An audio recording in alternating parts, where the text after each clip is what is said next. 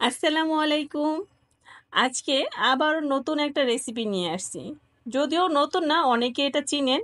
সেটা হচ্ছে হাতে তৈরি চুটকি সেমাই, আর সেটা দিয়ে একটা দারুণ মজার সেমাই রেসিপি শেয়ার করব। আর তার জন্য আমি এখানে নিয়েছি 1 লিটার দুধ। আর এই দুধটাকে আমি আগে থেকে জাল করে রেখেছিলাম। এখন এর মধ্যে দিয়ে দিয়েছি একটা দারচিনি, আর দিয়ে দিব 3টে এলাচ। আর এলাচের মুখটা আমি একটু ফাটিয়ে দিচ্ছি। সঙ্গে দিয়ে দিব সামান্য লবণ। এবার এটাকে কিছুক্ষণ জাল করে নেব। খুব ভালোভাবে জাল করে নিয়েছি। যখন জাল করা হয়ে যাবে, একটা বলক চলে আসবে, তখন এর মধ্যে দিয়ে দিব আগে থেকে তেলে রাখা চুটকি সেমাই। আমি এখানে 1/2 কাপ সেমাই নিয়েছি। সেমাইটাকে আমি এরকম তেলে নিয়েছি, তেলে এরকম ব্রাউন কালার করেছি।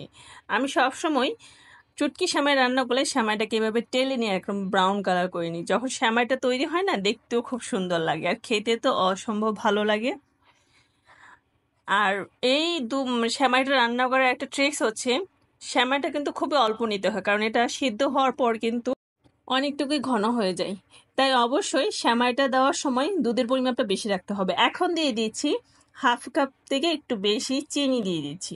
চিনিটা আমি আমার স্বাদ মতো দিয়েছি। দিয়ে এখন খুব ভালোভাবে মিশিয়ে নিয়েছি। তারপর যখন খুব সুন্দর করে মেশানো হয়ে যাবে এবং যা বলক উঠে একটু একটু ঘন হয়ে যাবে, এখন দিয়ে দিচ্ছি নারকেল বাটা। আমি আগে থেকে নারকেলটা বেটে ফ্রিজে রেখে দিয়েছিলাম, সেই নারকেলটা আমি দিয়ে দিয়েছি। দিয়ে কিছুক্ষণ জাল করে নিয়েছি। আর এখন জাল করা হয়ে গিয়েছে, আমি এখান থেকে গরম মশলাগুলো উঠিয়ে নিচ্ছি। আর এই সেমাইটা যখন নামাবেন, ঠিক এরকম কনসিস্টেন্সি যখন হবে তখন নামিয়ে নিব, কারণ এটা নামানোর পর কিন্তু ঠান্ডা যখন হয়ে যাবে তখন কিন্তু আরো ঘন হয়ে যাবে।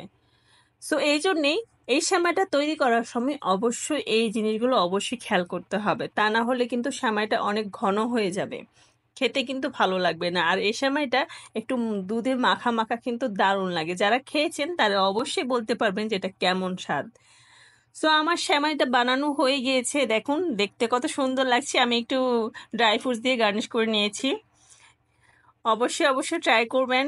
খুবই ঝটপট ভাবে তৈরি করা যায়। আর সেমাইটাও কিন্তু আমাদের হাতে তৈরি করা, বাজারের কেনা সেমাই না। সো আমার আজকের রেসিপি আপনাদের কাছে কেমন লেগেছে অবশ্যই কমেন্ট করে জানাবেন। দোয়া করবেন আমার জন্য, নেক্সটে যেন আরো কোনো ভালো কোনো রেসিপি আপনাদের সঙ্গে শেয়ার করতে পারি। আর যারা পেজটা নতুন আছেন তারা অবশ্যই আমার পেজটাকে ফলো দিয়ে রাখবেন। আজকের মতো এখানেই, দেখা হবে নেক্সট কোনো ভিডিওতে। আল্লাহ হাফেজ।